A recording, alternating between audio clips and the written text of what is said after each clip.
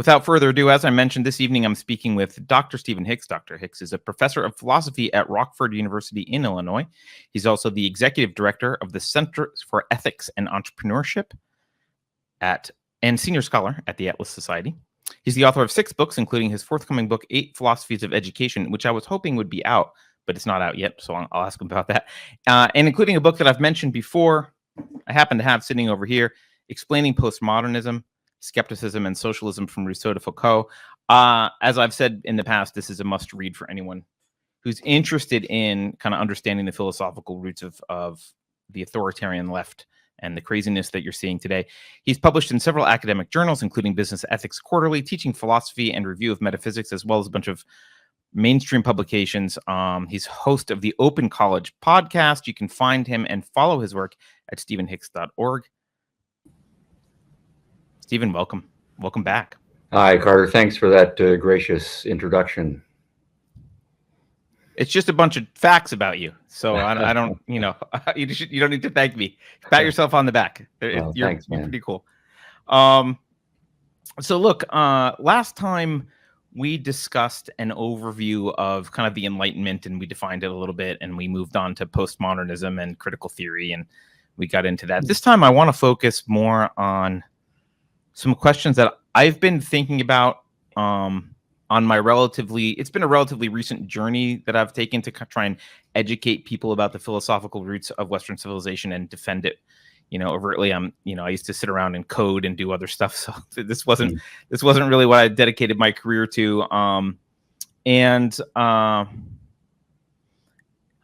I've been struck by a lot of questions. Some of them I have answers to. Some of them are questions from the audience that I keep getting pushback, but some of them are just things that bother me. And one of them is, let's just start with a big one.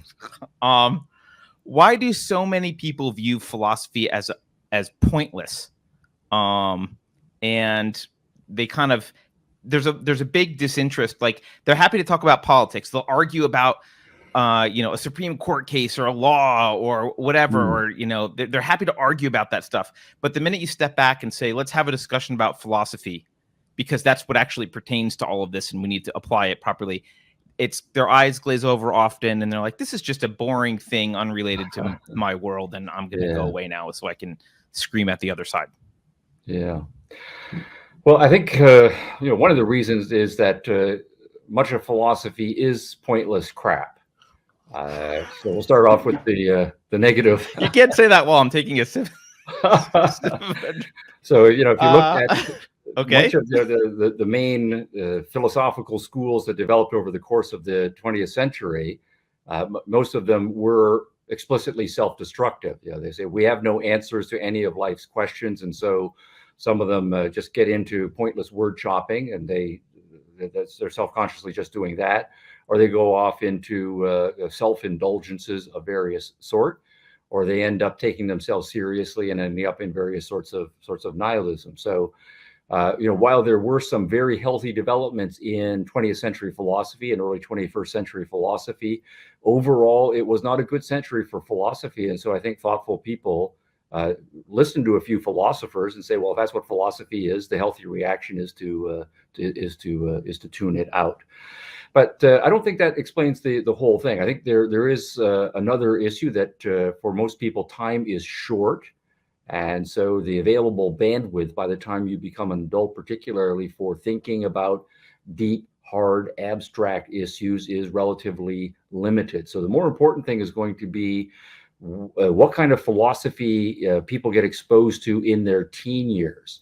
And especially since we are fortunate to live in a society that is largely free and very wealthy, we do have this whole 10 to 15-year-old span of life where we can explore lots of ideas and grow up and find ourselves, the way the hippies nicely put it. And for most of us, that is a very philosophical time when we're thinking about, does God really exist or not? What kind of person do I want to be? What values are worth pursuing? Does love really exist? And all of that is very philosophical, and most of us are fortunate to be able to do a certain amount of it. Now, if they don't get good guidance at that point, if they run into the dead end philosophies or the cynical philosophies, then of course they're going to going to shut down. So I think probably we do live in the most philosophical generation ever, just because we have had people raised in a culture that is free and rich, and they've had more time than probably anybody else has had. At the same time, though, philosophy is hard. There is a reason why there's a role for professional philosophers and professional public intellectuals in that intellectual and cultural division of labor. And I think we just need to do a better job, those of us who are in that profession, at rehabilitating the role of philosophy in most people's lives. I mean, that it makes sense that philosophy kind of, I mean, you can see that it's self-destructive. I mean, deconstructionism is almost explicitly self-destructive. I mean, like, they even pick names to kind of indicate what they're up to. Sure. And so I guess that makes sense. I mean, the sad thing about what you've just said is it's nice that we're rich enough that we're not working out in the fields at the age of 8 and never having any time to sit and think about these things. So we do have that period of time as in the teenage years and early adulthood. But largely that's directed by state institutions or state-funded institutions that haven't really been, let's say, giving us the best there is. Well, no, yeah, that's absolutely true. I mean, obviously, there are some good public schools out there and good teachers, but overall, public education is at its best under-delivered relative to the time and resources that have been poured into it. And to put it more strongly, I think it has dehumanized human beings, young developing human beings, to a significant extent. I mean, it's almost a cliche about 5-year-old kids who go off to school and they're all excited, yay, I'm going off to school. And then by the time they get to 2nd grade, they hate school. And the best thing that can be said about it is that they learn very well how to tune out school as much as possible. And to a large extent, they're doing that in self-protection mode. And so their human development is not something that happens very significantly in the classroom. They will get snippets, right, of course, but it will happen in their extracurricular activities, if they pursue music or sports, and it will happen outside of the school. So children, I think, in Western civilization, and that's becoming world civilization as each generation goes on. I think they're still getting well educated, but it's not happening in schools. And schools, I think, are a net drag on educational development. Now, fortunately, I think everybody knows this now, and everybody is starting to do something about this in the last 5 years. So, as bad as things are, I am optimistic because now at least millions of parents are stepping up, and thousands of entrepreneurs are stepping up and challenging the status quo, introducing reforms, and starting brand new systems. So I think we're going to turn things around. Yeah, I mean, I think COVID actually there was a silver lining to the lockdowns, which is the parents got to see. Yeah. You're like, oh, this is what's going on in school. This is horrible. So you said a moment ago, philosophy is hard, and I don't disagree with you. I'm not a professional philosopher, and it seems hard to me. There's certainly some of it seems rather not difficult, but there's a lot that's really hard. That's like, there's some like nuanced cases and weird stuff. And actually, if you go beneath the surface, it gets harder and harder often. And it's like, some of it can seem pretty straightforward, and then it gets a little bit more difficult. Probably like physics. Newtonian physics is pretty straightforward, but then when you start having to calculate probabilities that, wave function probabilities in quantum mechanics, it gets difficult. So I've heard a lot of pushback because I argue for a rational philosophy, and that I'm from I'll say I have an objectivist background. I don't like to use the big O objectivist thing because I'm not a big fan of a lot coming out of ARI, and they kind of have a monopoly on a pseudo monopoly on objectivism. But a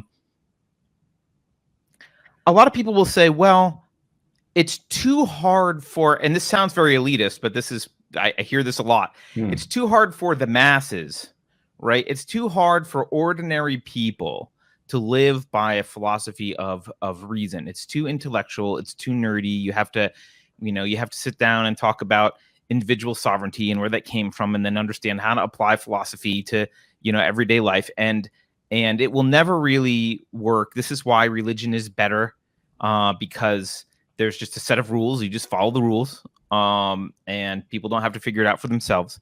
So the arguments are basically, it's too hard to divide the ethical, to derive the ethical rules yourself. And if you're just accepting the rules from someone else, you don't really know. It's no different than accepting some other set of rules. And that there's this inherent kind of psychological need for belief in something bigger than yourself, or a deity or faith, or even a lot of people that say that they're not religious have kind of moved into this spiritual but not religious thing, where they're like, well, the universe there's some prime cause in the universe and blah, blah, blah.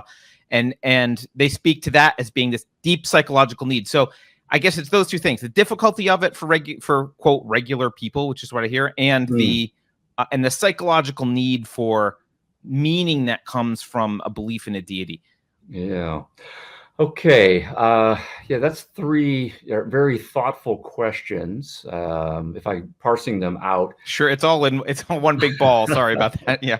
Yeah. And I think I'm on the other side of all three of those. While I see the force of those positions. So let me say a few things. First, on the difficulty point.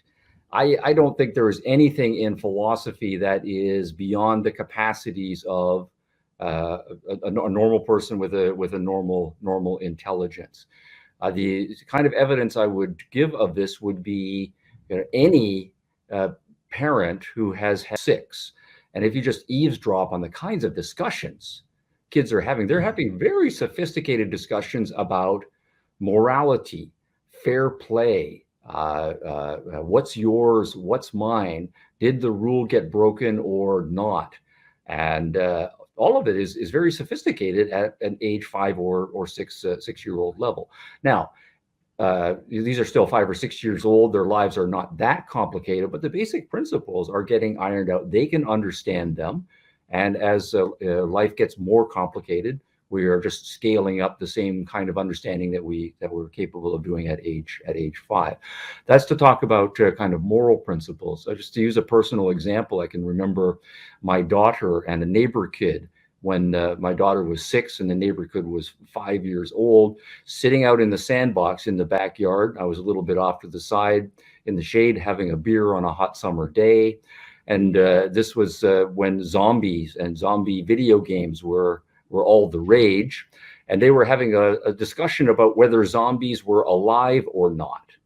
And they were, one side was arguing that zombies were dead, and the other side was arguing that zombies were alive. One that was saying that no, their souls have left their body, and all you have is just mechanical bodies in motion.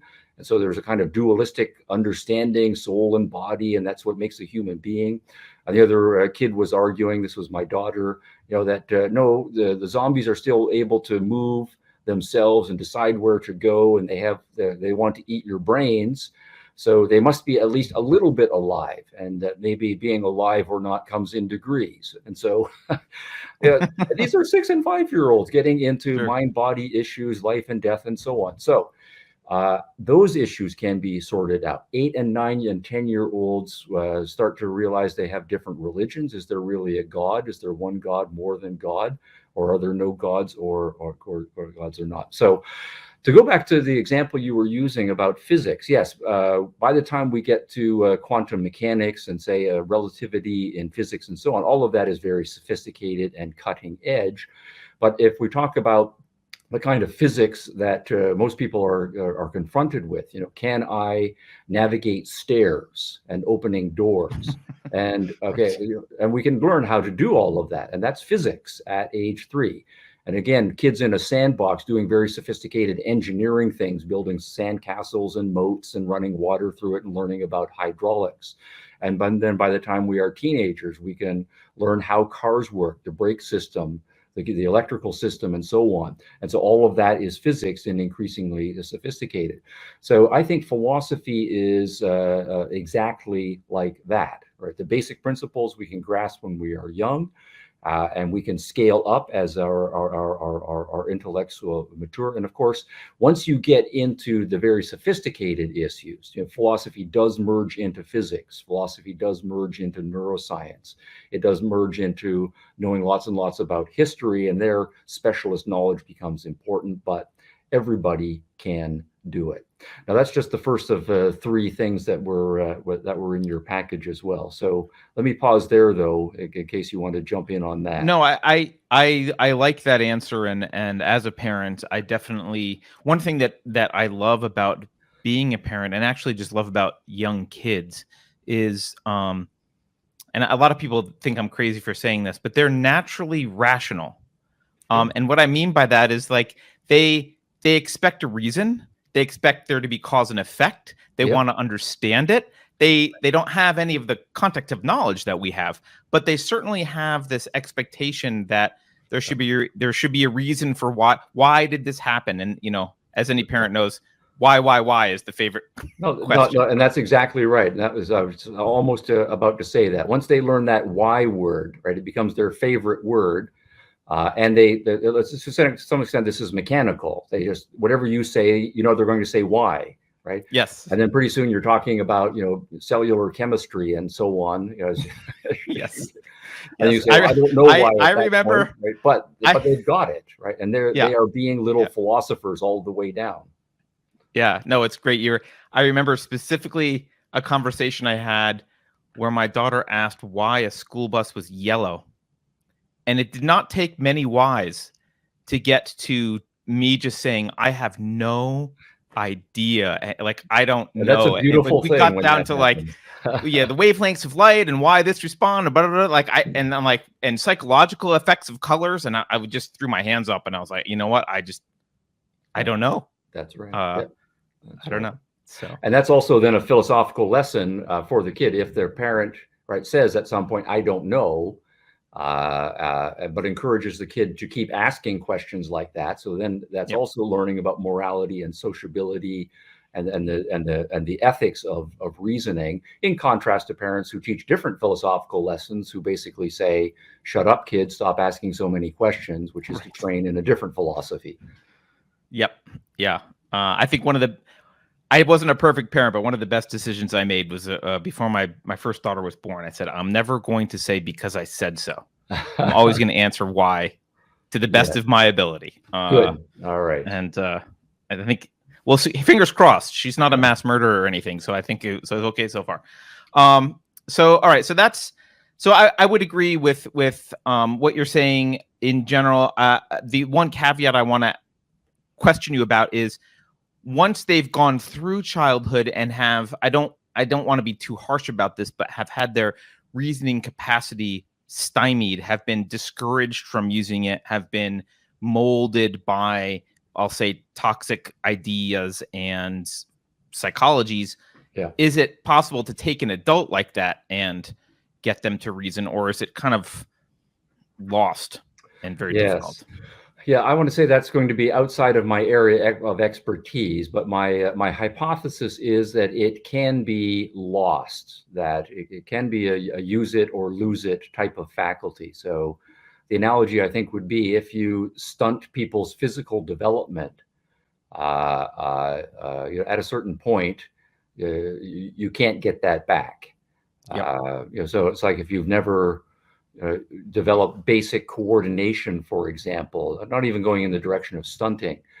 You're never going to be, if you can't start at age 40 and learn how to play golf, if you've never had basic physical coordination, there's just too many things that need to come together gracefully. And so by analogy, I would say if there are parts of your brain and your psychology that have not been practiced and developed at the right developmental stages, then my hypothesis is sometimes it is going to be too late. Now, the example I have of this is, every year or so I teach a course in logic. And one of the things I've noticed over the course of many years is that all of the students who take logic will either get an A, a C grade, or an F. And there are very few who will get a B or a D. So there's a kind of modal distribution of the grades. And the other thing that I notice is that that's tied partly to effort and partly tied to acquired ability at, say, age 20 by the time they're taking this university logic course. Because the students who get an A, they get an A pretty much effortlessly. They can see what the logic problems are, they can think abstractly, they can develop the theorems and so on, and they put in a minimal amount of effort and they get it. The students who get a C are the students who will struggle. They'll do all of the exercises, they will come in for extra work, and they will get a C, which is an average kind of grade. But you always get the sense that with even if you were to put additional time in it, they would never become an A student in logic, that their cognitive capacity for abstraction and following long trains of thought has reached a certain limit, and they're just not going to get there anymore. And then the students who get an F are typically not students who are not able to pass the course. That becomes an effort issue. They just haven't tried very hard, and so they get an effort. So it's interesting that it doesn't seem to be, this is obviously a small data set. We're talking about a few thousand students perhaps over the course of my career, but the person's cognitive capacity for abstraction and following chains of thought peaks and it becomes set. And I'm not convinced yet of the data that says that can be dramatically expanded beyond age 20 or so, but I'm open. Well, I mean, I think what you're saying comports with studies that I know have been done about language, and certainly there's if you don't learn certain language nuances, you actually can't. Like, Yeah, sure. I think like an adult Japanese person who never was exposed to the difference between the sound L and R can't differentiate, and there's no learning there. They just can't even hear it. Yeah, and some of that seems to be physiological, right? That the auditory parts of the brain, right, the connections don't get made before puberty, I understand it is, and then after they can't be developed. So Yep. Yeah. And it's important, I think, to remember that every experience and every time we learn anything, the way our brain works it is a physiological change. That's how the brain works. So that makes sense. Before we move on, there's someone has a super chat, and I just want to get to it because I promised people I would try and let them ask you questions if they wanted to. Great. So this one is from Zyben64, says, have you looked into bicameral mind or other theories of human consciousness and its relationship to culture? I have not. I understand the big name associated with that is Julian Jaynes, and I know some people who are enthusiasts, and I know that I had a copy of the book back when I was in graduate school, but I've not gotten to it, so I can't say. Okay.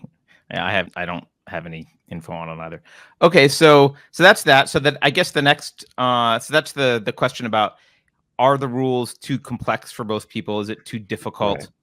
What about this idea that there's an internal innate need to believe in something bigger? Okay.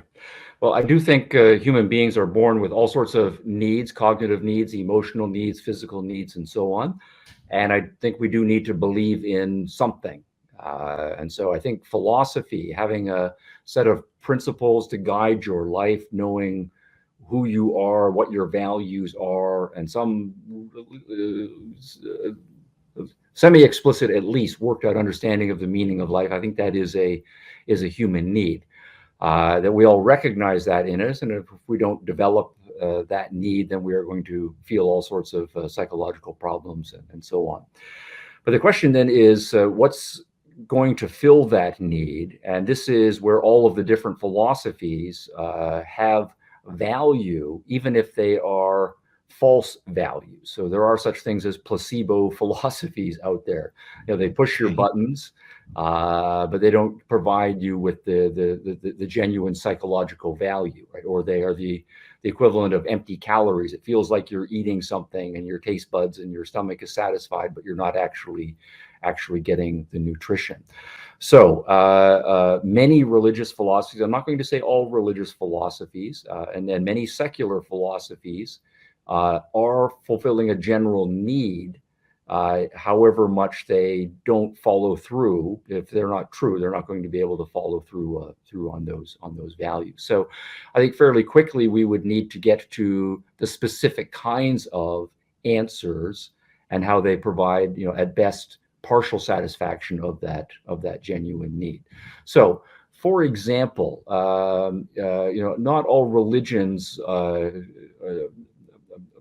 have the same metaphysics even, or the same epistemology, or the same understanding of human nature. So to speak of religion in general, I think is inappropriate. But if we take, say what I think of as the healthiest kinds of religion, this is going to be the kind of person who says, I look out at the world, and the world seems to be cause and effect. There are laws. It seems to be that if human beings are going to achieve something significant with their life, they need to have healthy values. And if we're going to do these things socially, we need to have agreed upon principles and so on. And so we need to have kind of the physical structure of the universe and an understanding of it, and a moral structure of the universe and an understanding of that. And so that, I think, is all healthy and philosophy. Now, if you then say, the next step, well, where do these principles come from? Why is the world cause and effect? Where do these moral rules come from, and so on? Then, of course, one of the big moves in philosophy is to say, well, we need to go to a divine source and have an underwriter, right? A kind of a scientist God Right. who made the world and laid some rules on it. Now, I think cognitively that's a mistake, but I can say that kind of religion is healthier than a different kind of religion that will have a very different starting point, right? Which will then be to say something like, the world is irrational and it makes no sense. And morality just seems to be human beings devouring each other, and we're all just monsters. And so what are we going to do about this? Well, we're just going to believe in some sort of irrational God who's very whimsical and doing all of these miracles, and that human beings are beasts who need to be strictly controlled by authoritarian religious leaders and so on. I think that also is a religion that is false, but it's also coming from an initially unhealthy place. And that's a very different kind of religion than the first kind of religion that we talked about. But at the same time, setting aside religious answers to those questions, there are going to be people who aren't religious at all, right, who will say the world is irrational and conflictual, and human beings are beasts to each other, and I'm in favor of some sort of authoritarian dictatorship, but they're purely secular. And that person, I think, is much less healthy than the kind of person who's going to have a different kind of naturalistic metaphysics. So I think we would need to get to specifics about the bigger meaning. At that point, we're just saying, well, there's this philosophy, is it true or not? And to the extent that it's not true, it's not going to provide a genuine sense of meaning. So another form of this, and I think this was the middle part of the question, is to say people find meaning by becoming something larger than themselves. And they don't necessarily mean a deity, right?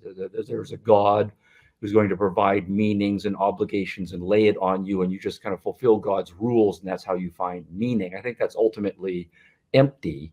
But there also are going to be people who have a secular version of that, and they will say, you find meaning by merging yourself into some sort of social grouping. And it is true that there is great value, psychological value, because I think we are social beings, to having healthy social relationships. But right again, we need to parse this out. I think there are healthy and unhealthy ways of forming those social groupings.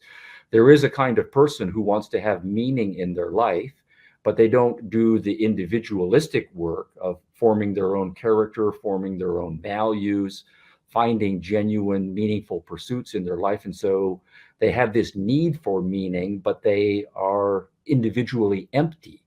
And so they then will try to get a meaning for their life by merging with some sort of group. Whereas then what they will do is say, well, there's the group and it has its values, its way of living. And it's kind of like going into the department store and buying a ready-made suit, right? And I just put the ready-made suit on, and now I'm a certain kind of person. And there are social rules that are accepted to me. And all of that, I think, can work up to a certain point, but it's ultimately going to be empty, right? Because you're wearing a suit, but you're still an empty suit, to use that kind of metaphor. At the same time, there are all kinds of social groupings out there that are individuals coming together with shared values. But as individuals, they already have developed their own sense of who they are and have recognized whatever that social grouping is about a genuine value. And you want to pursue that value with other people who have independently shared that value. And I think it is true, given our psychological constitution, that that can augment the experience of that value. So just to take an example of music, if I just go to a concert because all of my friends are going to a concert and everybody tells me this is the kind of music that I am supposed to like, well, I'm only going to get a superficial social experience of music. On the other hand, if I have developed my musical appreciation and formed my own musical tastes, it is one thing, and I can get a great deal of value just listening to that music all by myself. But there really is something to going to a concert where everybody else is enthusiastic about that kind of music and feeling part of a group where you have that shared interest. That gives you both the individual experience and a socialized value experience. So it becomes complicated pretty quickly. One thing that I was contemplating when you're talking about the value of kind of belonging to a group and the social value that can replace or provide meaning or pseudo meaning, is that a lot of atheists, I'll exclude myself and presumably you. I haven't heard your politics, but I can guess. A lot of atheists are actually state theists. They seem to have substituted the God for worship of the state as an entity, worship of the, they love the idea of math being the dictator of ethics, and they love the idea of centrally enforced ethics by some authoritarians. Even if it's a mild version of it, they become state theists. I mean, a large percentage of them are outright Marxists. No, I think you're right. To take Marxism as an extreme example, to say that is a secular form of a Judeo-Christian ethos, that's well worked out territory. But I think your point is right, and that this is where it becomes interesting philosophically about what comes first, one's metaphysics or a value framework or a politics, and I think a well worked out philosophy will be foundationally metaphysical and epistemological right from the get-go and develop the rest. But that's not necessarily the psychological order that it works out in many people. So we do know that there is a psychological type of person who does not develop their individual competency. And so if you don't develop yourself as an individually competent person, I can make my own way in the world, including making my living, just to focus on the economic issues. If that's your core self-assessment with respect to that issue, then you naturally are going to want someone to provide for you. And that can take a religious form. The Lord is my shepherd and the Lord will provide. And God is my father, and religion is a kind of economic providing function in that for that kind of psychology. But that same kind of psychology can be combined with the idea, well, I can't really buy into the belief in a big provider in the sky, but I still feel that lack of competence to look after myself. And so I want someone else to provide for me. So I'm going to need some sort of powerful agency to provide for me. And so I'm attracted to the state as a provider for that. Right. So in that case, the metaphysical issue is not the primary, or whether one is a theist or a theist. Instead, it's driven by a psychology, but that psychology is grounded in a personal assessment of your nature as not being able to provide for yourself. I'm actually, I didn't have this as a planned question, but we're kind of going into this territory, and it's fascinating because I've been pushing philosophy as the ultimate answer to this, although I understand the time horizons are very long, right? I mean, philosophy takes generations and generations to kind of change and affect culture in any meaningful way. But I'm starting to wonder if what's really happening is a dance between philosophy and psychology, in which there's a certain psychological characteristics that help people to gravitate towards or even invent bad philosophical arguments in order to satisfy their psychological needs. And then this kind of redounds upon itself because now those arguments and philosophies are out there, so they attract and maybe even encourage other psychological dysfunction, and you get this kind of cycle over generations of kind of bad philosophy mixed with bad psychology, and they rely on one another. Because if we look out at the culture now, it's not just bad philosophy. There's a heck of a lot of really dysfunctional psychology that we're seeing. Mm-hmm. Yeah. Oh, again, that's another interesting network of questions and observations, right? All built in there. So the first part of your commentary, though, was about the pace at which philosophy works its way through the culture, Mm-hmm. and I think that is accelerating. Partly driven by technologies. So I think it's true that back in medieval times, communication was slower, and so ideas, good or bad, took a longer time to develop. Institutions changed more slowly, and so cultures changed more slowly. But it is interesting that as we got more modern communications and more flexible cultural institutions, the rates of change have been quicker. So, for example, if we in education, for example, and I appreciate the plug for my forthcoming book on 8 philosophies of education, there are all sorts of relatively new philosophies that were developed in the late 1800s and on into the 1900s that within a generation or two had a major impact.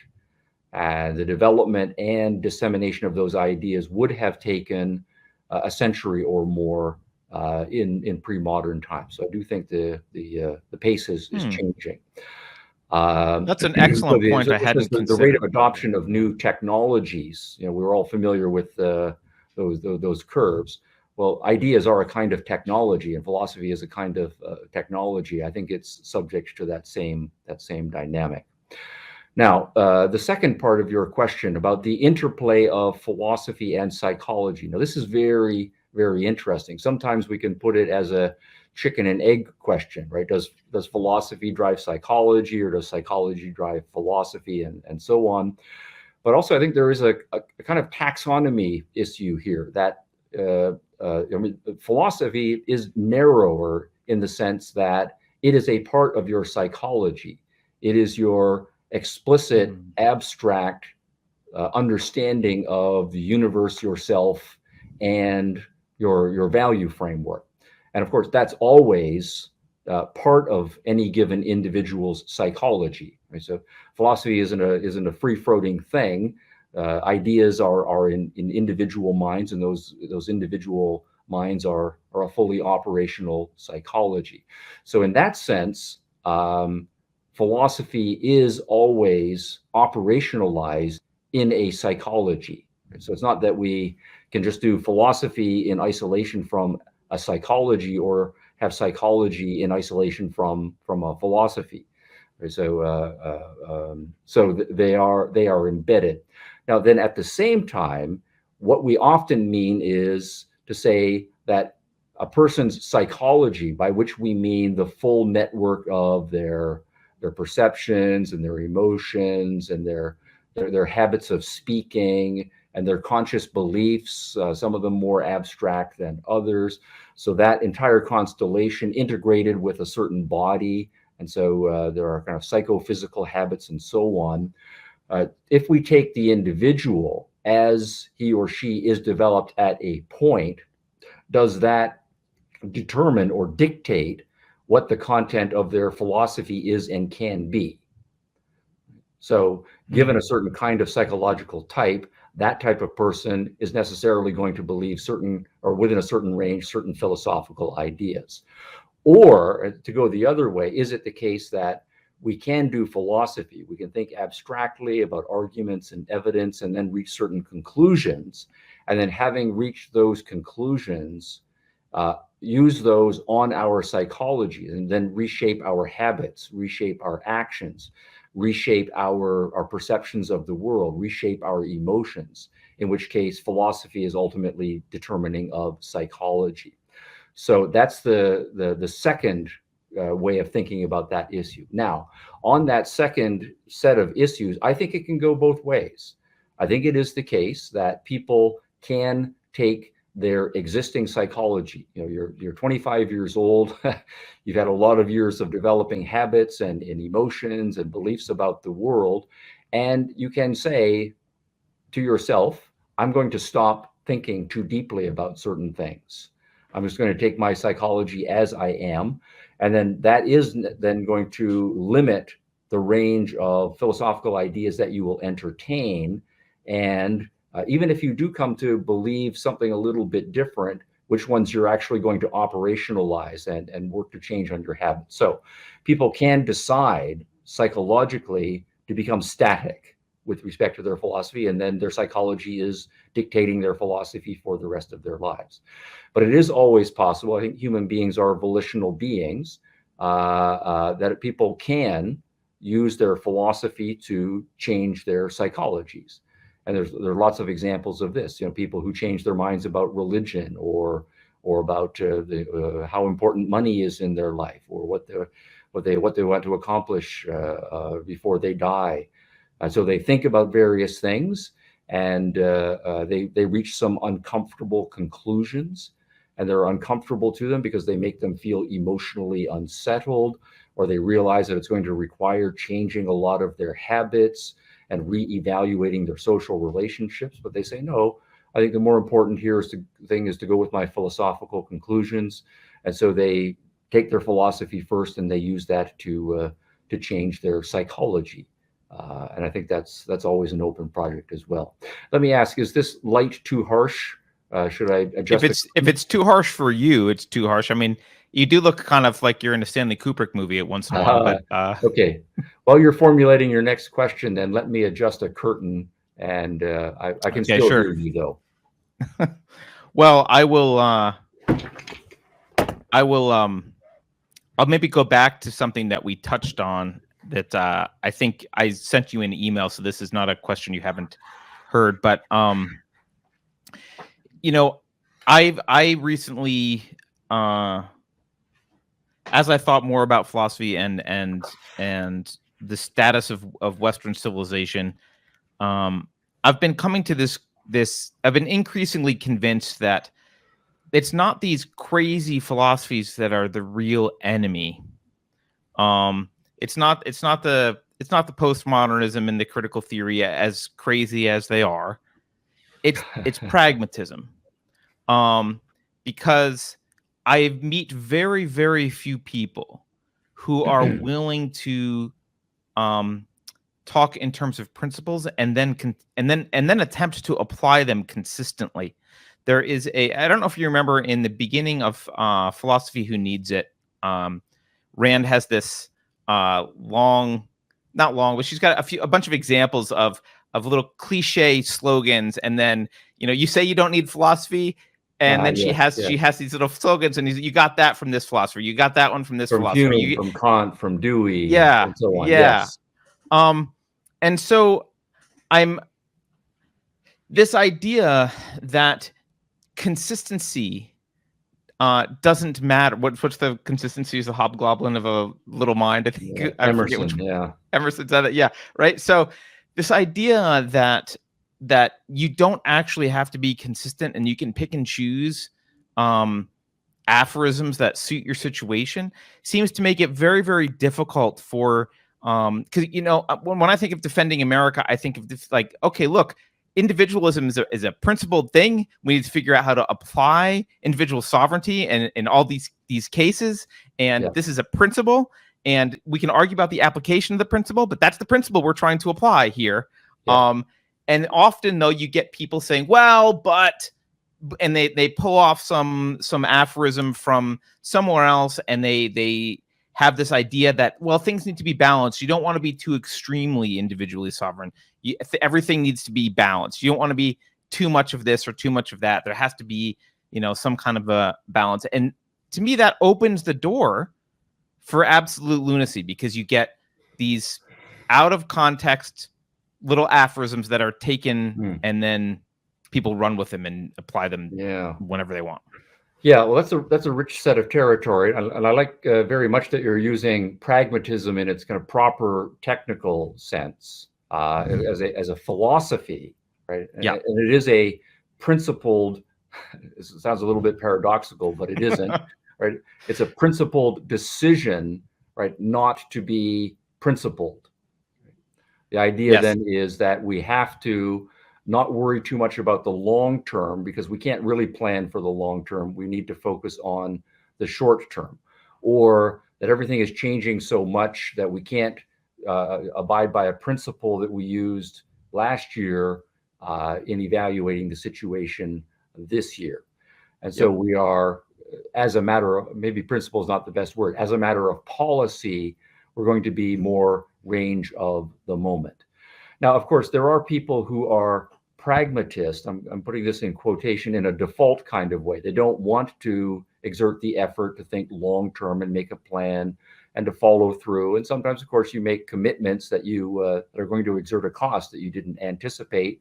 So they want to be hypocrites. And so pragmatism in that sense is a cheap default position. But at the same time, there is a more philosophical form of pragmatism. And I think you are right that it's in a way, at least an equally serious adversary to postmodernism, which is just an outright skepticism and an embrace of power and chaos and ultimate nihilism. But pragmatists don't typically see themselves as going the whole postmodern hog. They want to see themselves as sort of being in that balance position, as you were putting it, between people who are, from their view, hung up on there being these universal general principles that we are going to have a high sense of integrity and sticking with, versus kind of loosey-goosey, let it all go, power politics kind of postmodernism. And that is what pragmatism is. Now, the Greek root word here of pragma is being focused on what works, right? What's practical. And I'm all in favor of doing what works and being what is practical. But then the question is whether it is possible to come up with more general principles to cover great wide range of circumstances. So very general principles, very long range principles, and whether all of those principles are consistent with each other so that we can have a consistency. And that takes us into all sorts of serious philosophical debates. Now, one of the arguments, this is why philosophy becomes important here, is that the philosophical pragmatists will say, anytime you start talking about general principles, you're talking about these great, huge abstractions and these great, huge inductive generalizations that are supposed to hold for all times. But if you are a skeptic, or you have bumped into all of the standard skeptical arguments, then it's very easy to come to the conclusion that, cognitively, it's just not possible for us to come up with well-justified, very general, universal principles. Right? The best we can do is come up with principles that apply to a fairly narrow range of cases, and beyond that, we're just blowing smoke in various ways. And what that then means is they will put limitations on the power of reason or on the power of cognition, and have more of a tunnel vision. So all we can do is understand what's going on in this situation and work out some rules of thumb to solve this set of problems right now. And then next year we're going to have a different situation, and we'll have to work it out again. And there's no way of saying that there's some overarching principle that covers all of these cases, right, and so on. Now, the other issue is not so much an epistemological issue or a cognitive issue, but a more metaphysical issue about evolution. Many people will get to their pragmatism by saying, so much changes in the world, and basically everything changes and nothing abides. So there really aren't any constants in the world. So this idea that we can learn from history, 200 years ago, 2 millennia ago, is just a pipe dream. So yeah, we know that there were the Egyptians and the Greeks and the medievals and so on, but things were just so different then that any of the principles that might have applied in that context, the facts on the ground have changed so dramatically that none of those principles apply anymore.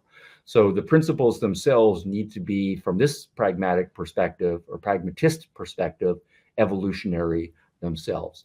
And then that will get pushed not only to kind of social principles, but even to the idea of physics principles or biology principles. And many of the first generation pragmatists did come out of the first generation after Charles Darwin.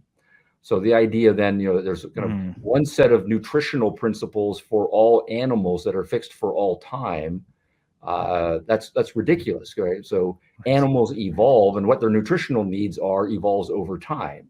And there's going to be a relativity across species as well. So if you generalize on that, well, maybe the chemical principles of the universe and the physics principles and the mathematical principles, everything is subject to change. And so what's true at one time is not necessarily going to be true at another time.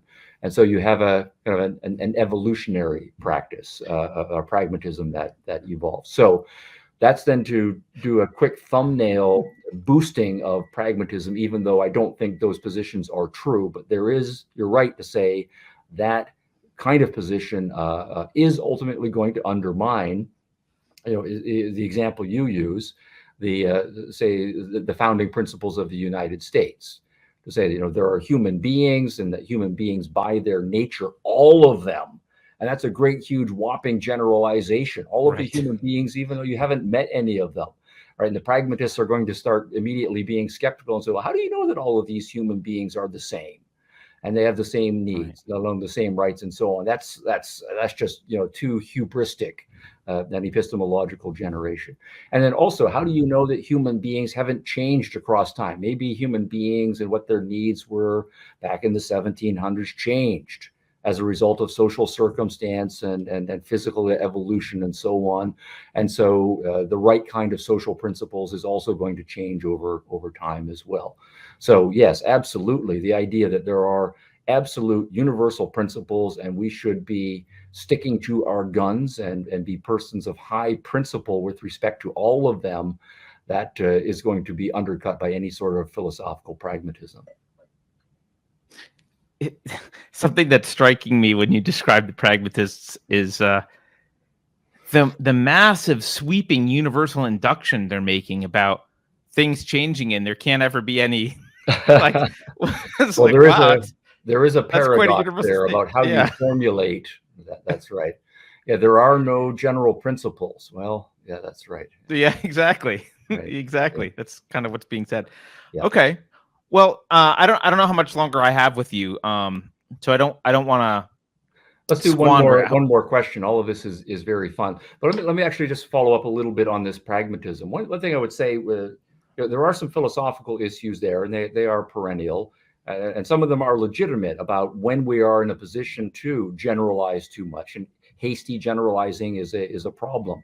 There also is the standard problem of having general principles, but applying them in a very mechanical fashion, right? Rather than to use the Rand language again, putting the measurements back in and exercising judgment appropriate to the circumstance. So sometimes the pragmatists have good criticisms against clunky generalizations and clunky universalists. But if you think about the things that have genuine meaning in life, if you are to go back to say relationship issues, you want to have a genuine relationship.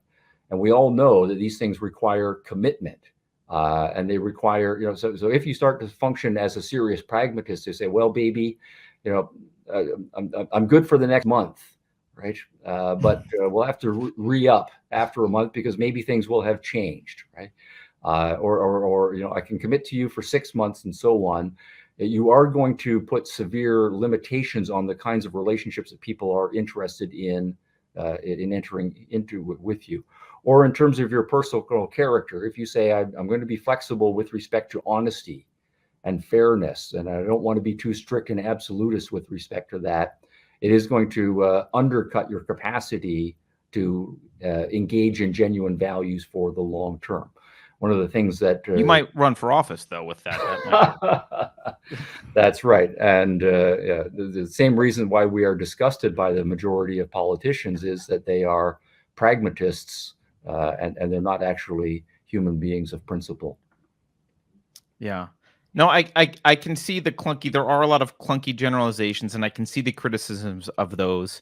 So I can see why that's legitimate. But yeah, it is a concern to me that there's not instead of attacking the clunkiness and saying, okay, well, here's where you're making a mistake, and here's what you can actually generalize. Like, we don't need to get into the abortion debate, but it's a great one to have in I think personally in ethics, because it's, if you start with, well, all human beings have a right to life, it's like, well, what does that mean? Where does that come from? What does it mean to be a human being? Why do they have a right to life? And like those need to be peeled back to arrive at answers. You can't just use those words and pretend you've solved the problem. Exactly right. And so the hard philosophical work has to be done. Yes.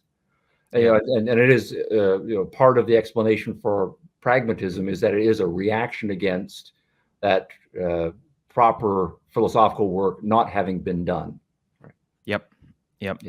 We've got another question from the same chatter who says, is natural selection and is-ought connected?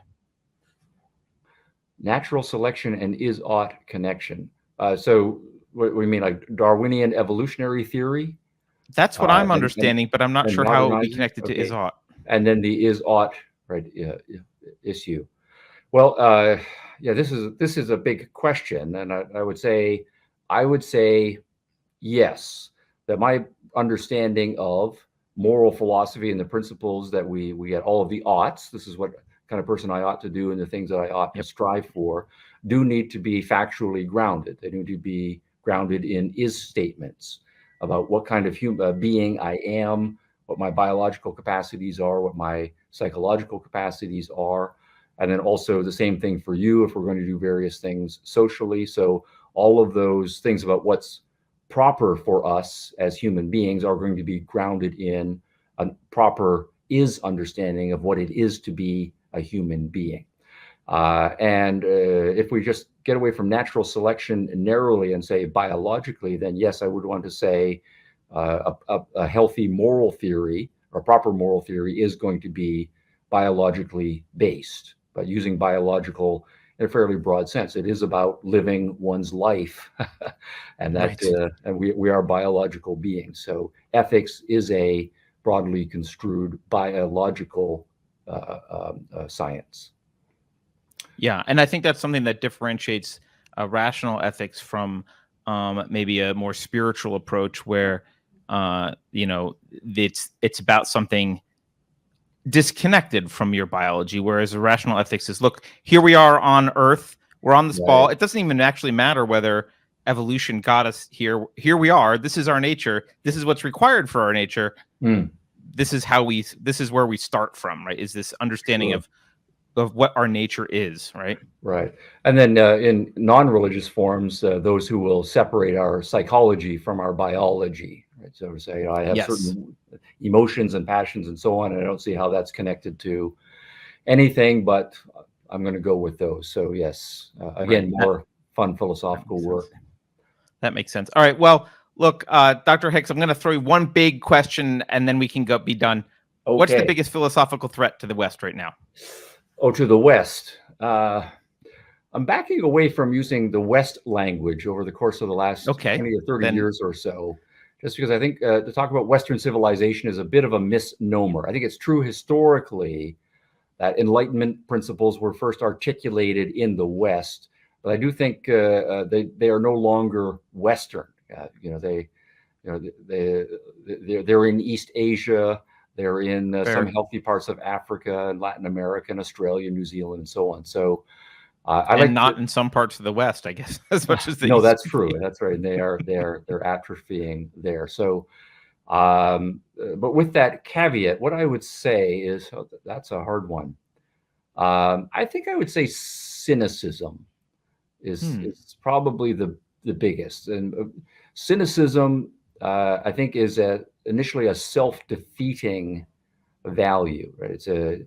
It's a position that people arrive at where they will be disgusted at other people's failure to live up to certain ideals. And they then get overwhelmed by that. And so they give up on expecting much of other people, but then also they give up on expecting much of themselves. And then often cynics will then say, well, what's the point of me becoming the best possible person I can be?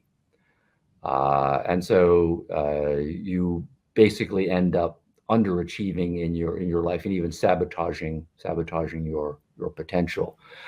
You don't then think you're going to develop your mind to take on life's challenges and achieve goals. You're going to short circuit your ability to have genuine long-term career satisfactions, personal relationships. The cynicism is going to be corrosive all the way down. So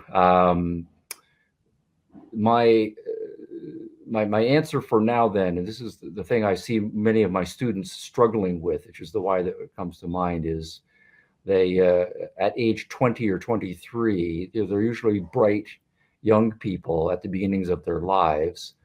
And if they adopt too much cynicism too soon, then it poisons them. And then unfortunately their life is over, or at least it is, it's damaged significantly. So the counterpart to that is how you preserve, despite awareness of all of the negativity out in the world and all of the hypocrisy out in the world, a healthy sense that you can become something special in your life, and that it's worth it, and that there are, however rare you might think it is, other genuinely wonderful people out there that you can find and connect with. Keeping that flame alive and never letting that go, I think that that's fundamental. So cynicism is the threat. A benevolence about yourself and other people is the antidote. Yeah, I like that. I mean, the way you're describing cynicism, I'm thinking it as like this proto-nihilism, or this like necrotic kind of. It is. Yeah. Although, just to say one more thing, I mean, cynicism is a step away from nihilism, and it still recognizes ideals, but it tends to see them as impractical ideals or unrealizable ideals. But there still is that kind of implicit respect for ideals in cynicism that stops it from becoming completely nihilistic. That makes sense. Well, All right, so we need to have another discussion at some point in the future. I was just going to say, I need to get you back. All right, great. I will definitely have you back. Thank you so much for your time. A real pleasure, Carter. Great questions. And yeah, that hour just flew by. It did. All right. It always does. Thank you, sir. Have a great evening. All the best. All right. Everyone, thank you for those of you who joined us in live chat today, and those who are watching on replay.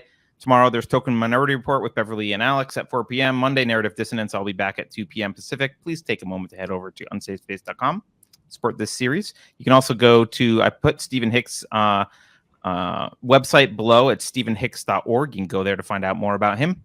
And if you enjoyed this conversation, please share it with a friend. Thanks again, everyone, and I will see you back next week. Thanks, Dr. Hicks. Adios.